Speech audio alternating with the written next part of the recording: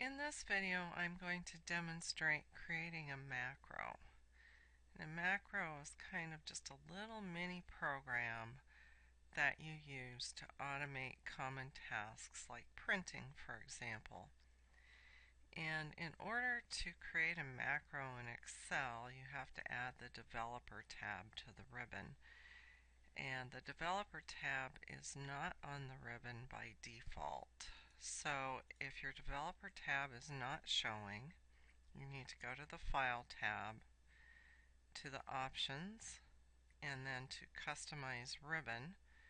And over here in the main tabs, you need to find Developer and then go ahead and put a check mark in that checkbox and click OK. If you are working in one of the labs, be aware that once you close Excel and log off the computer you're working on, Excel reverts to the default, and the next computer that you log on to, you will have to add the Developer tab again.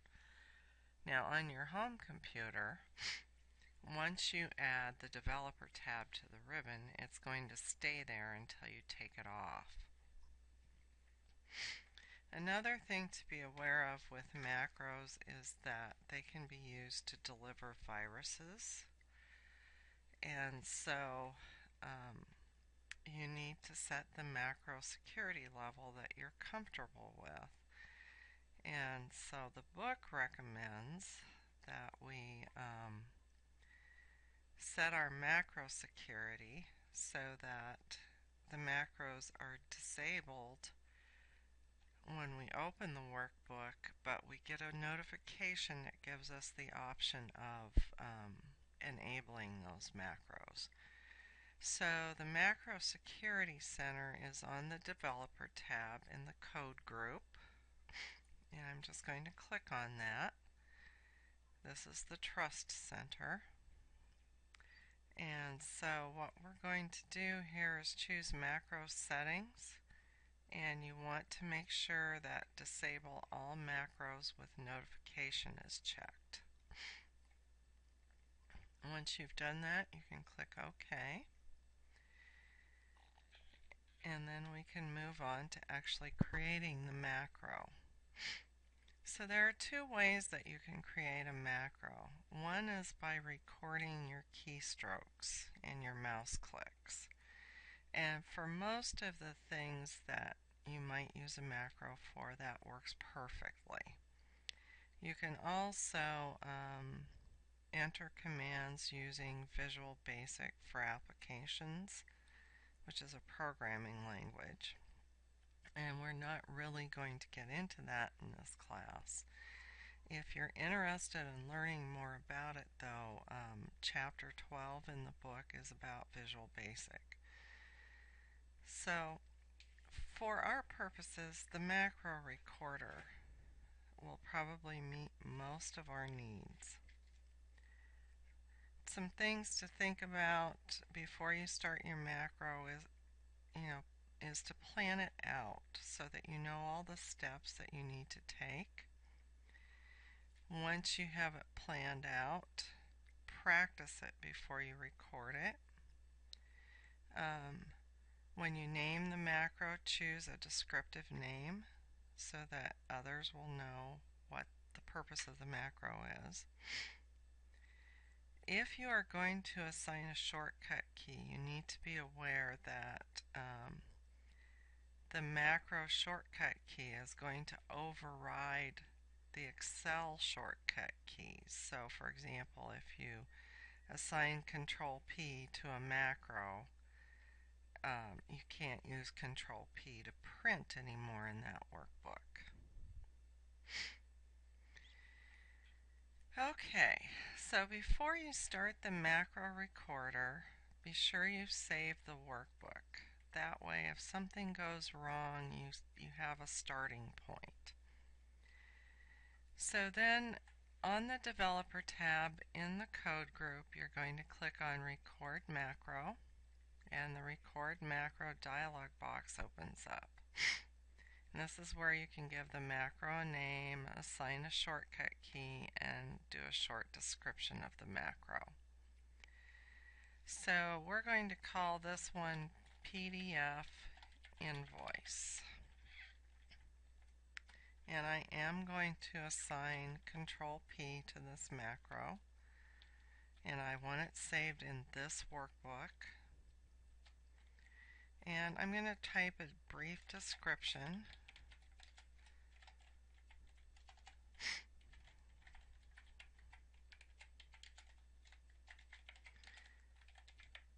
That tells the user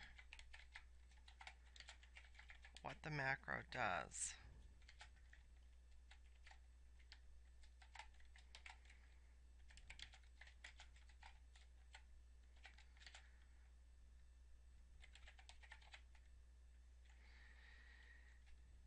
And once I click OK, the recorder is running.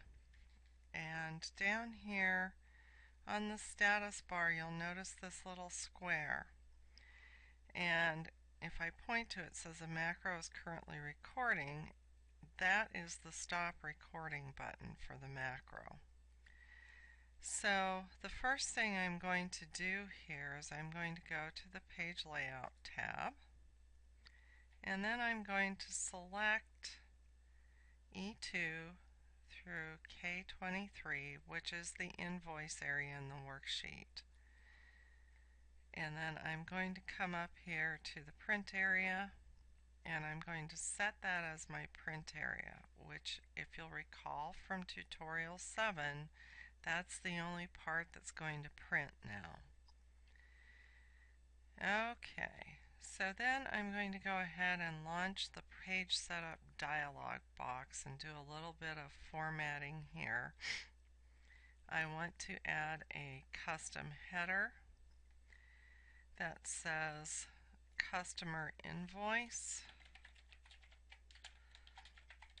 in the center section of the header.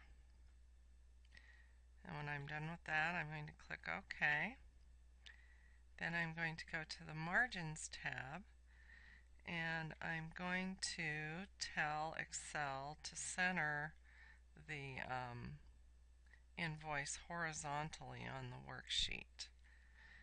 And then I'm going to go ahead and click OK. I'm done with Page Setup. Now I'm going to go to the File tab, and to create the PDF, I'm going to come down here to Save and Send and click that. Now you have several options here, and the one I want is Create PDF/XPS Document. And so when I click on that, I get a button over here, Create the PDF.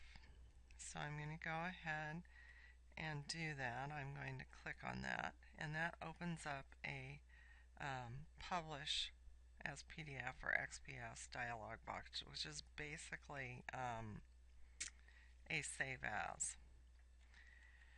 So I'm going to call this invoice, and when I've typed that name in, I'm going to click Publish. And I did practice this before, so I already have a PDF. Just ignore that. This won't happen to you. So once it publishes, it opens up the PDF window so you can see it. So I'm going to go ahead and close the PDF file and click on cell A1, and that's my macro. I'm going to come down here and click Stop, and my macro has recorded. So I'm going to just go ahead and test it, and I know that I assigned the shortcut key Control P, so that's one way I can start the macro. Or I can go back to the Developer tab, click on Macros, and make sure the macro I want to run is selected, and click Run. And so there's my PDF. I can close that and you can see that cell A1 is selected.